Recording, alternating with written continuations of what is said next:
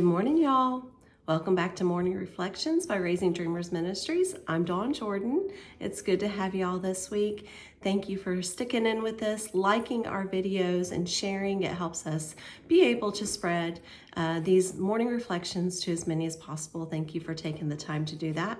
This week we've been talking about God's great grace. Today we are going to explore God's sufficient grace in 2 Corinthians in verse number 12, or chapter 12, verse 9. I'm going to read to you. The Bible says, "And he said unto me," the Lord speaking here, "My grace is sufficient for thee, for my strength is made perfect in weakness. Most gladly, therefore, will I rather glory in my infirmities, that the power of Christ may rest upon me." Many of us have problems. We all have problems. We all have issues. Life is not perfect. We live in a fallen world. We will have trials. We'll have tribulations. We'll have infirmities. It's promised. In John chapter 16, it says, "You will have tribulations, but be of good cheer, for I have overcome the world," the Lord speaking there. And here in 2 Corinthians, you will have infirmities. You will have things that go wrong. Especially the more you try to walk with the Lord, the more it will feel like you're under spiritual attack. But the Bible says, "My grace is sufficient for thee." That sufficient, the word sufficient there, brings a meaning of strength and enough to get you through.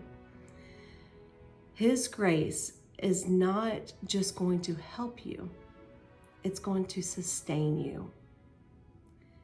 A lot of times we just can't stand on our own. When things are rough and things are going tough, we need help. We need help from somebody more than just our friends or family. We need God's sufficient grace, enough grace that it doesn't matter how much we need, there's going to be a sufficient supply. God's grace is never lacking. You never leave asking God to give you grace and strength through a situation and wishing he would have given you a little more. You look back on your tough times and the times that you begged God for that grace and you needed God's grace, and you look back and you think, I had just what I needed. God's grace is always sufficient. It's always enough. It gives you the strength to go on. And I hope you find encouragement today. If you find yourself in a place where you just wish you had a little more strength or a little more hope or a little more help, I want you to pray and ask God to grant his strength to you, help you to rely on the strength that he provides. He gives it to you. You need to rely on it.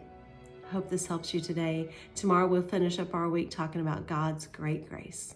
Have a great day. God bless.